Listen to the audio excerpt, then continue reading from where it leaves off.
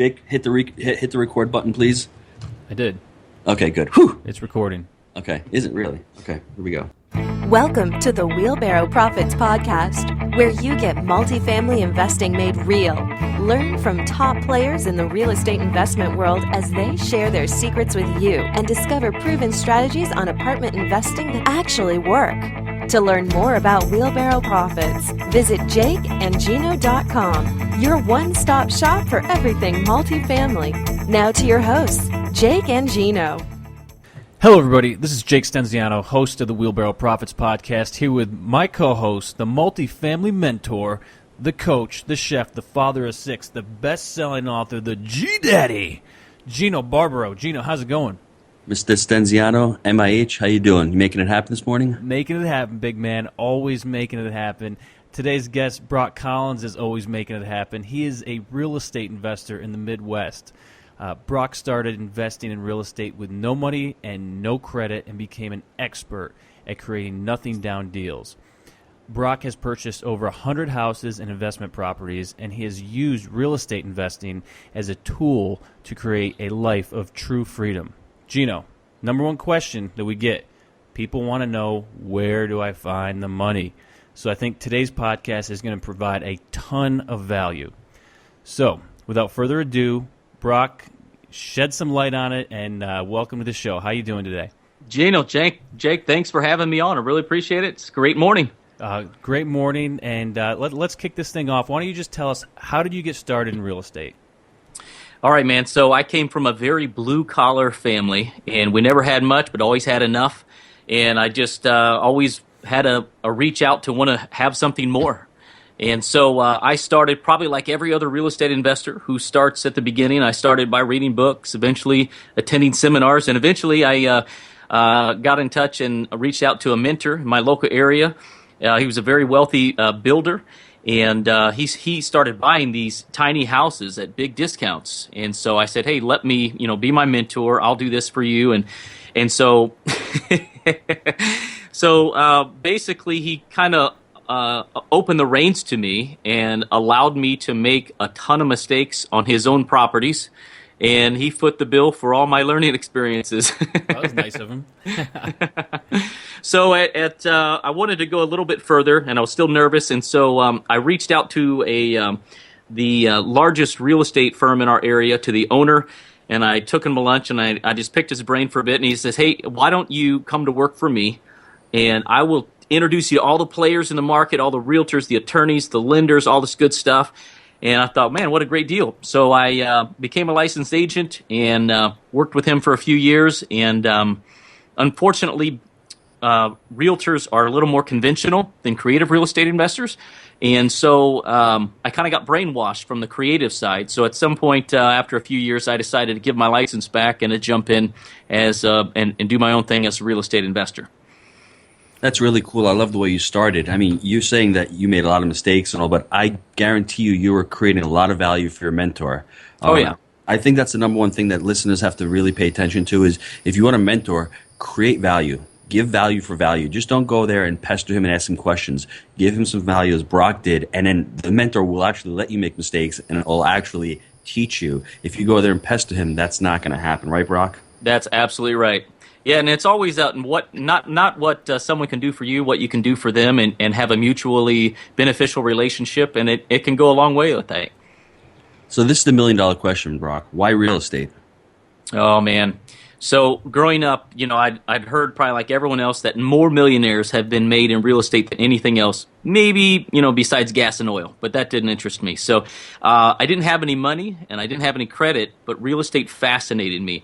And so, I started, reading about more regular people, just like me, who came from not money and no silver spoon. And I thought, man, why not me? And so I just began my journey towards freedom, just like everyone else, and studying and educating. And I got to the point that I was ready to take action. Why not me? I love that. That's awesome. That's really cool. Really good. Can you tell us your first deal and what you learned from that first deal? Oh, man, it was interesting. And I think one of the biggest challenges real estate investors have is that there's so much fear involved with doing your first deal that what happens is investors say, well, tell you what, I'm nervous and I'm just going to educate myself some more. and then it's time to take action and they get nervous again. I'm just going to educate myself to more. So I educated myself on just about every strategy you can think of, and I came across this foreclosure deal, and I hadn't done a deal yet, and this seller called me and said, hey, I've got this a nice property in a really nice area. I've got a first and a second mortgage on it, but I owe as much as the property's worth. And so I said, well, tell me about it. So he told me he had this huge second mortgage. And I said, well, let me meet with you. So the house just needed some lipstick on it. I mean, it was in pretty good shape, but he was in default for about a year. And so I negotiated doing a short sale. This was back in maybe the mid-'90s and maybe early 90s. And I had read a lot of short sale books before anyone really knew what they were. And so I contacted his bank and told him that I was going to buy the foreclosure position from the first mortgage, even though I haven't contacted them yet. And awesome. And so I was willing to give them something rather than nothing. And so I think the second mortgage was somewhere in the $40,000 range, and I offered them $3,000. And they said, no, absolutely not. And I said, all right, well, I'm just going to wipe you out at the foreclosure sale then. And so I waited about 2 weeks, sent them the very same offer, and they said, if you give us $5,000, we'll release our position as payment in full. That's sweet. And so that's what I did. And so I took that down, but here's the challenge. So I took the action steps, guys, but I didn't have money, and I didn't have credit to close this deal. All I had was a signed contract to buy it, and a negotiated second. And so I had to run out and really work my sphere of influence of people that had money that I knew about and that would maybe privately fund the deal for me. So the first two people I went to said, no, it's too scary. We don't understand this and this whole short sale thing. We're too scared. And finally, the third guy I reached out to, he said, man, that's an incredible buy. Let's do it. And so what ended up happening is we put some lipstick on this thing, and within 30 days I had it done, sold, and I got a check for, it was like $38,000 was my net on it, and that was the most money I'd ever seen in my life. It was like, okay, I like this real estate thing. This is cool. That's great. Brock, you have two things that most people on this planet don't have. You have, number one, creativity, and number two, you're thinking outside the box, which is what every real estate investor has to do. They're creating value, and they have to think outside the box. So if you start your career off that way, the sky's the limit, as obviously as you know what you're doing right now. That's an awesome story. I hope everyone really paid attention to that story. He had no money. He didn't know what he was doing. It was his first deal, and he made $38,000 on his first deal 20 years ago. That is awesome. And you were fearless. Most people would say, I don't really understand this. This doesn't really work. This is a pie in the sky, not possible. That's the typical mentality. And you said, no, I'm just going to figure it out. You were a problem solver. That's fantastic. And don't get me wrong, I was afraid. You know, doing your first deal, maybe even your several deals, you can be nervous, and that's a normal feeling. But I think you got to put it in a box of where you want to go as a choice. You can either stay where you are and be content, or you can make it happen. That's great. How many problems did you solve on that deal? Would you say? I don't know. I mean, it was kind of a confusing deal because we did have some. We did actually pay the first mortgage in full, which was a low amount, and then solve the second mortgage. And what the sneaky thing that happened in this deal, it was a local bank that had the first mortgage, and rumor had got around in this small area in that this deal was going down. I already had the contract, and the banker who had the first mortgage actually reached out to me, and he said, I tell you what, why don't you let us go ahead and take the property back, and we'll give you first right to buy it from us, and we'll just clean it off at the sale. And I said, there's nothing else on the title work that needs cleaned off. And there was something slimy about that was going on, and I thought, you know what, that sounds a little strange. No thanks. Yeah. Wow. Brock, can you highlight some of your investment strategy that you're using in this market now? Yeah, they're the very same strategies that I started with and worked up to. I still wholesale properties today. I do fix and flips for bigger profits, and I do buy properties for cash flow. And so my investment strategy, though, is I deploy a marketing funnel and to get motivated sellers of different property levels to call my office directly. And then what I do, guys, is I just let the property dictate the exit strategy of what I actually do with that property. Can you give me an example of one of the recent deals you did? Because I love the whole marketing funnel, because real estate is all about marketing. You get your name out there, and the second golden word you said was motivated sellers. If you don't have a motivated seller, you don't have a deal. So give me an example of like one of the last deals you did. Okay, so I had recently had a deal that it was an estate deal. The family contacted me, and it wasn't the property was in okay shape. It just needed a little fix up, cleanup, and they understood they could hire with a realtor and sell it, but they just wanted to sell as is, no more hassles, just be done with it. And so I bought that property. And we spent about 6 weeks in it. I had my team go in and just really made it real nice inside. And it was about 2 weeks after we were finished with it, I sold it, and I made a $62,000 profit on the deal. It was a really quick in and out, and those are the fun ones. Which strategy do you prefer most? Do you like the cash flow properties? Do you like the flip properties or wholesale? Which one would you say is your favorite? You know, they all have a purpose in the market, and so I'll give you when I say that the property dictates the exit strategy, what I mean by that is it's typically location. And if you guys are in high markets, New York, California, that are really high prices, this isn't going to make sense. But I had a seller call me from a war zone, and they told me that they wanted to let this property go, and I made them an offer for $6,000. And this is an area that I have no interest in working, no interest in fixing, flipping, no interest in renting. And so that property dictated that I was just going to wholesale that out. And so that's what I did. I made a really nice profit, never touched it, in and out. I mean, I wasn't even in the thing. But the most thing that interests me more as we go forward here is cash flow properties. As you get to a certain age, you start to think about your future and not wanting to have to go to work ever. And so cash flow properties are probably the most exciting to me. Hey, really, this is just phenomenal stuff. You're saying let the property dictate the exit strategy. Talk to us about the parameters. And I know you said it's location, but just break down the parameters a little more of what's going to be a fix and flip, what's going to be a wholesale, what's going to be a buy and hold, and how you're really identifying each of those. I think that would provide a tremendous value to the listeners besides just the location. Yeah, let me give you an example. I'll give you several.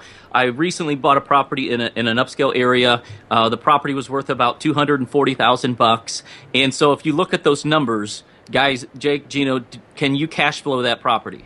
Not a chance in hell. Nope, not a chance. So that kicks that out. Now I could wholesale that property, and I might make 10 or 15 grand on it. Or I could do a little fix and flip cleanup on it and maybe make 40 or 50,000. So when you look at it from all angles, it tells you what makes the most sense. And so on that particular property, that ended up being a fix and flip. On this one I just told you about in the war zone, you could cash flow it, but it's high maintenance. You don't want to cash flow in a war zone because that's going to take up all your time. It's going to suck the life out of you dealing with those tenants, probably, right? Over and over. Yeah. I mean, it's a never-ending cycle. So it looks real sexy on paper. Hey, I can get $800 a month cash flow on this thing. But the truth is, it really gets torn up. Your whole cash flow probably goes back into that at the end of the year to fix it back up and re-rent it. And so that. But for properties. That are in good neighborhoods at a price point of maybe 125 and below, then those can be fix and flips, those can be wholesales, those can be cash flows. And so you just look at what's your strategy for right now and what makes the best sense for you. That leads me to my next question. How has your investment strategy changed over the past 5 years as the market came from '08, we all know what happened in '08, to now? Yeah, and in '08, and maybe like a lot of real estate investors, I was really deep. I had a lot of properties on the market, took a few on the chin, and I think a lot of people did. But as every investor tweaks their strategy and grows as a real estate investor from experiences or just moving to the next level, I really found a greater significance on cash flow properties because, even if the market were to change, hiccup, go sideways, the property values may go down a hair, but and maybe more than a hair, but your cash flow is still going to stay about the same. The rent rates don't tend to change of any significance when if the market shifts and hiccups a little bit. Brock, you've got a lot of stuff going on. I need to ask you this question. How have you built your teams over the last 20 years, getting yourself surrounded with people that know what to do? Networking is a really good thing, and I love to tell people who are interested in real estate investing to surround themselves with people that are on the same journey as them. And it might be at a local RIA, it might be a mentor, it might be a mastermind, but building a team can sometimes be tricky. And the truth is, you have to go through a handful of people for each part of your dream team, until you find the right fit. For me, I really weigh heavily on my attorneys, my title companies, my contractors. And like for my attorneys and my title companies, I found the best way to find the ones that make the most sense for creative real estate investors is to network with other investors in that specific market. Guys and gals who are already doing deals and who have found, maybe through networking themselves, investor-friendly players in town. And so that's a great way to start for investors. But when it comes to realtors, the same thing applies. Now, it depends on your strategy. Like you guys are buying massive properties on multifamily. And all the way, and so realtors can really be your friend, and I know they are.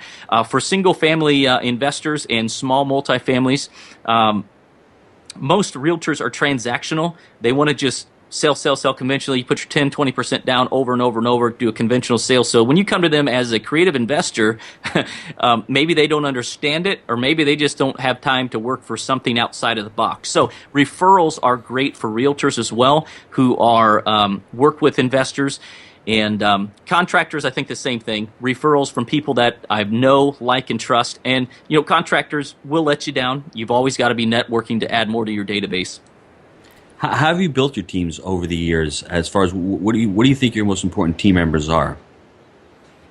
My attorneys are probably the most important on my side. Realtors for maybe on the fix and flip side, but contractors are something that hiccup quite a bit. And like I say, they will let you down. And so your contractors, the worst thing I think for a real estate investor is an investor who knows how to fix up a property.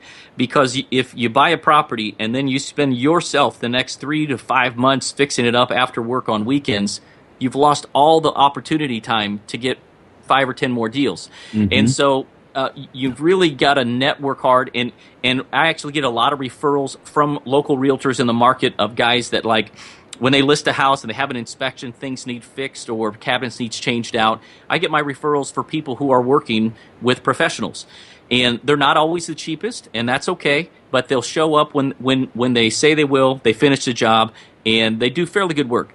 But sometimes they get busy, and they're not available for when you need the jobs done. And so you've always got to be networking to bring those in. And one of the best ways that I found is by either people that I know and trust in the business or realtors who are having these contractors come in and do work for them.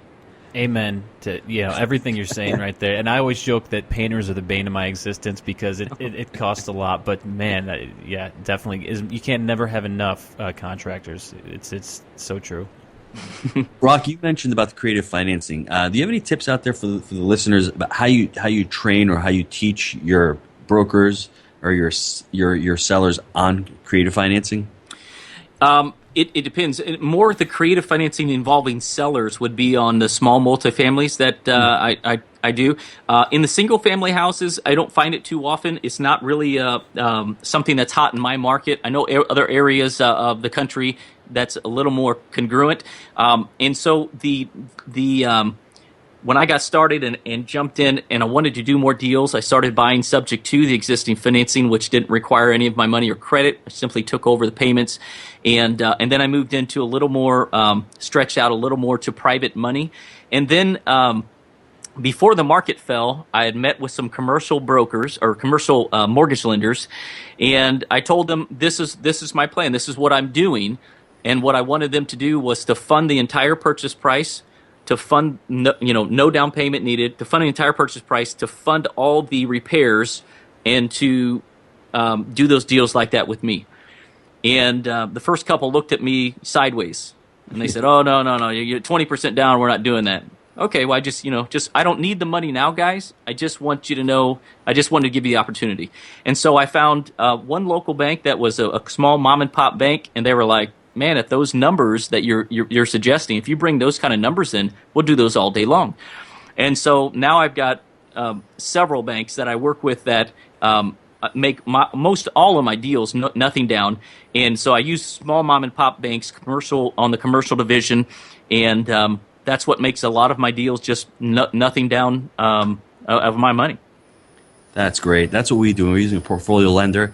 We want banks that want to grow. I mean, that's what we have. We have a local bank. I mean, the rates, they might not be as competitive. Let's say we might not get the most fantastic terms, but it's something you're willing to work with them and they can work with you. They know the market. I'm sure your mom and pop banks really know the market, like you said, so they're willing to take that risk because they know what the asset's worth. So that is really awesome. Yeah. Let me ask, what is your best real estate investing advice or tip for the listeners? It probably goes four levels deep here. First, I would say you've got to determine your why. I think that's the most important element to every real estate investor, no matter your exit strategy and what you're looking to do. Because, I mean, we can all do this for money, but at the end of the day, money's not the everything, but sometimes it is. But why is it you want to do real estate investing? What is it going to help you accomplish? And you've really got to believe in that. And you've got to, because things will come up, guys, in this business, and you know it firsthand, that sometimes it makes for a bad day. You hit challenges that you weren't expecting. You're like, man, now I got to do this, this, and this to overcome it. And it's like, I got to keep going here. And if your why isn't big enough, you'll probably give up. And so why even start if you're going to give up? You've got to really dig down and know your why. Second thing I would say is educate yourself very, very well. Once you know what it is you want to accomplish and why, what is it? What exit strategy is going to get you there? And so educate yourself and become an expert at that strategy. And once you do that, you've got to take action. So number 3 is just take action on your education and going for the action steps that are going to get you there. And the fourth thing I'd say is never give up. And the reason is, just like I said, you will find challenging.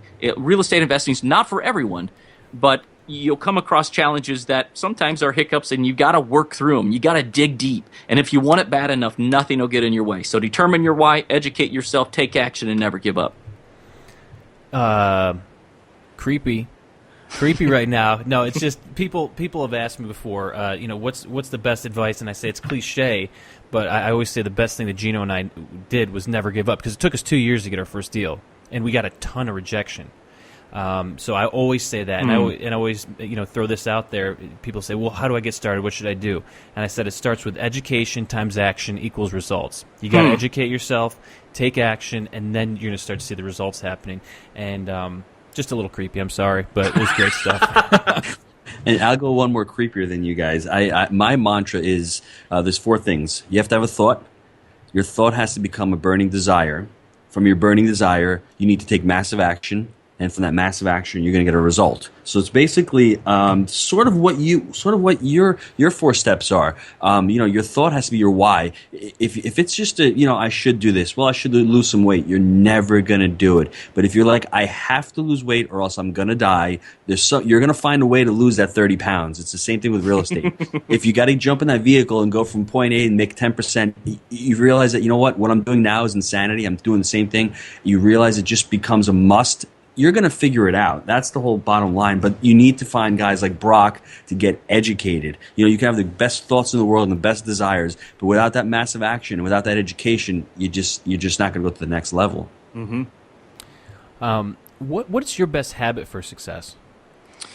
What I found works best for me, and it's a little old school, but before I go to bed every night, I look over this checklist, and every morning on my desk is a checklist of the to-do of action steps that must be accomplished before the end of the day, and they're in order. This is important, from the things that I don't want to do to the things that are less important. And that sometimes having a difficult conversation with someone, and you want to put that off to the end of the day. You get to the end of the day, it doesn't happen.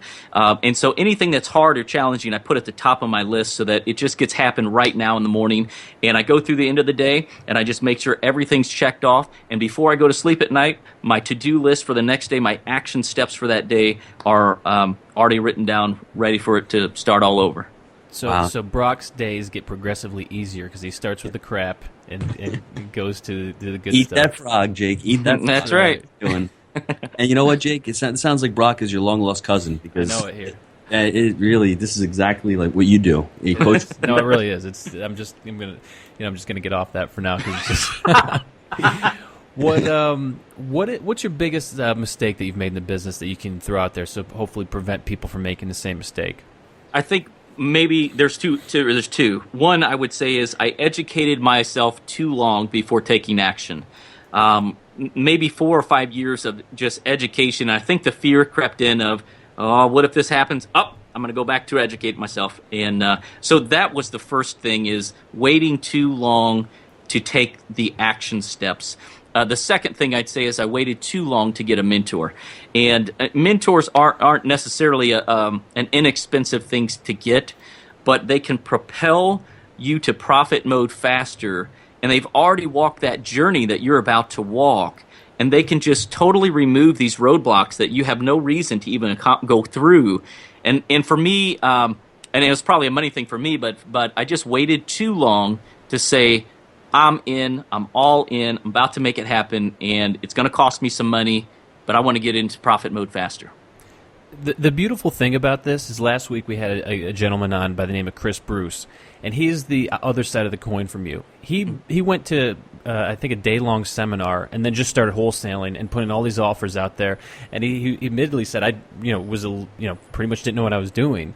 But at the end of the day, he stuck with it, and he never quit. And he's doing very well wholesaling now. He says he has a very successful career. And on the flip side, in your own words, you took a little too long, but at the same time, you're doing very well for yourself. So I guess the point that I'm trying to make is that you can do this if you stick with it. At the end of the day, you really can. And I think that's a very powerful point. Yeah, and by the way, I know Chris, and Chris has an interesting story. And for people that say I don't have money or credit to get into this business, you might want to go back and revisit their podcast with Gino and Jake with Chris on, because his journey's amazing, and he's just getting after it. Yeah, he's an animal. That guy's awesome. So, what book would you recommend to people getting started? I'll tell you the book. I like. There's many books I would say, but I'm just going to say the book that really made my total mental psyche change. And you've probably heard it a million times, but that was Robert Kiyosaki's book, Rich Dad, Poor Dad. And from my background growing up, investments and that kind of thing, we never talked about that. I didn't even know what that stuff was. And so when I really read the book, it really opened my mind shift to what is available to us if we're willing to go get it. And so I highly recommend that, and Cash Flow Quadrant, his second book. Those were really good books, and really just mind shift openers for me. Go get it. I like it. What about your best deal? You want to share that with us? Man, there's been so many. Let's talk about some money. What was the big money maker for you?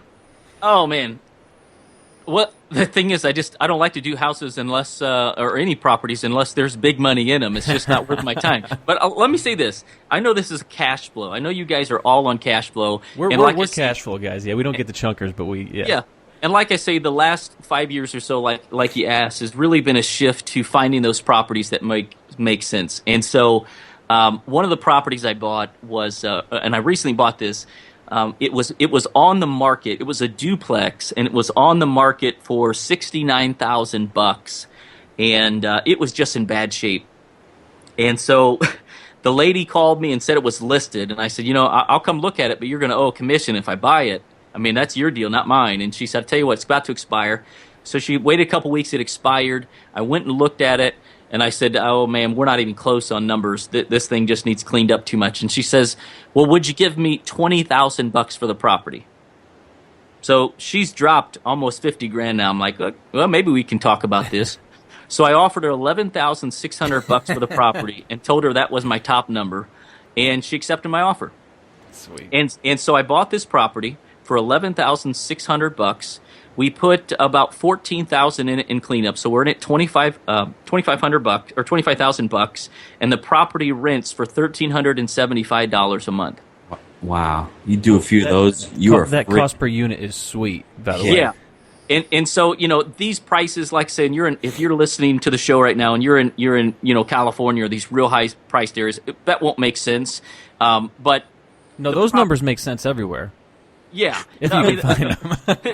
The numbers make sense. You may not find them in California very easy, but the opportunities are out there. It really just takes being in action mode every day, knowing what you want and going after it.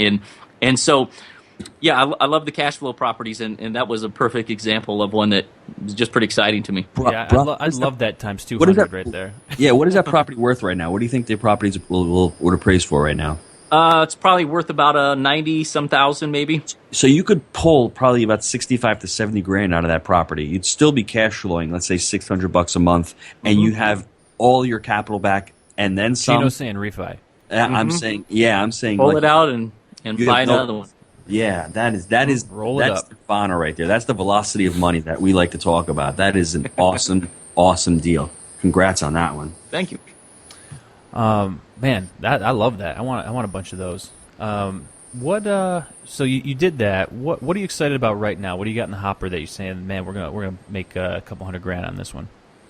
Well, I don't make a couple $100,000 in my market on a deal. I'm just at a very tiny pocket of the Midwest, and I'm not near any metro area. Yeah. But I don't want to discount that for anyone else. A friend of mine in Jackson, Mississippi, has got 4 deals going that are $100,000 fix and flips net, and so I'm excited for that. But I've got a lot of deals going right now, and I don't know that there's one particular deal that's exciting because they all have the profits built into them. But there's something about the art of the deal that just always excites me. And, so like right now we've got several fix and flips, several cash flow properties that we just took down, and they all excite me. There's something about the art of the deal and making – and the one thing I think I'll mention also is, as a smaller investor, you guys are doing these big properties, but as a smaller investor, I only want to buy properties that I can negotiate a fat profit spread going in, so that no matter what, I'm in profit mode on day one, and so all of the deals have that we do, and then also the ones that we keep as or as cash flow properties, they put off the passive income as well, and plus they have the equity already built in. So every property, the art of the deal, just really excites me. And yeah, that's great. No, go ahead, Gino. I just wanted to say he's buying right. He's insulated himself. It's funny, Jake. I was thinking the same exact thing. I'm sorry for cutting you off, but I got so excited about that because it's all about limiting your downside risk, which is what he's doing, which is so important in real estate. And you have to buy right. Whatever your parameters or criteria are, whatever that strike price is, you have to maintain the the diligence and just say, I'm not going to go above the strike price. This is what I need to do. And I mean, Brock's probably out there marketing, getting tons of deals. That's what newbies have to figure out. If there's a deal out there and it doesn't work, let it go. You need to put your marketing pieces out there. You need to have deals coming into you so you can be selective in buying right. Yeah, and buying right for a lot of the cases when you're not when you're dealing with your big multifamilies, your smaller multifamilies or your single families. It's not often that you can find a home run deal on the MLS and any property that's already on the market. And so that's why your marketing funnels are really important with your direct mail, your online systems to get motivated sellers to come directly to you. It changes the conversation of the power of the position. If you're like trying to hound someone from a for sale sign or something, you're going to them. And so, you're basically begging them to sell you their house. If they're calling you, that whole pendulum is switched. They're asking you, please buy my house. And so it really changes. Every person you talk to, it's not going to be a deal. But the moral of this is to make sure your pipeline is always full. Keep your marketing funnels going out, and and you can cherry pick the ones that you want. Man, you are speaking our language, beating the drum. That's why we're getting so fired up right now, because that's the kind of stuff that we like to talk about. Man, I wrote a book, by the way, listening to you right now, and I was just like, man, this guy is hitting it right now. So I'm just gonna recap for everybody out there, because I think there's some really great points, and I love how you worked your way up. You said I'm gonna do some things for the people out there that know what's going on, and so that they can educate me and I can build those relationships. You're giving value for the relationships. You met the title companies, you met the attorneys, and then you took a pause. You said, you know what? This is not creative enough. I got kind of in that realtor cookie cutter box. Time to step out. And you said, why not me? I love that. Why not me? Why not any of us? We can go out and do it. This is America. This is real estate. Go make it happen. You were resourceful in that deal. No one wanted to give you the $5,000. Now I'm sure they want to give you the $5,000 because they know you're the man and you're making it happen. But in the beginning, it was I don't understand this short sale. I don't want to give you the $5,000. And you went out and you found it, and you found the right people. So great job there. you let the product dictate the exit strategy. You let the property dictate what you're going to do with it. I think that was probably one of the biggest takeaways. You get into it, you find a deal, and you say, okay, is this going to be a wholesale? Is this going to be a flip? Is this going to be a buy and hold? You know your market. You know where it's going to fit. And that's the beautiful thing about business. If you let business and you let the market dictate, it will present the answer to you. So I really got excited about that. You surround yourself with people that are on the same journey. That's why Gino and I, we have a great partnership, because we both from the beginning wanted to create wealth. We wanted to create passive income, and the vehicle for us was multifamily. You obviously surround yourself with people that have the same vision and as you, so that's working really well. You had your 4 points to success. Know your why, educate yourself, take action, and never give up. I'm just going to say this to a lot of people. They're going to say that's cliche, blah blah blah. No, this is you're going to hear time and time again from successful people these same types of things, and it's because it's the truth. It works. Mm-hmm. Big on action steps, writing down your goals. I'm with you all day on that. And you were talking about educating yourself too much before taking action. It's tough finding that balance, because you're educating yourself, but you have that fear. Do I want to stick my toe in yet? I'm kind of nervous. Sometimes it's once you get the education, just start going out there, building the relationships, building the team. You'll start to find some deals. Everybody read Rich Dad. Everyone loves it. And the final thing was just about the buying right. There's no doubt. You make your money going in. You got to make sure you're buying on actuals and that the numbers work. So, man, hat off. Great call. I'm really impressed with everything you're doing, and you definitely know your stuff. So, thanks, guys. Appreciate it.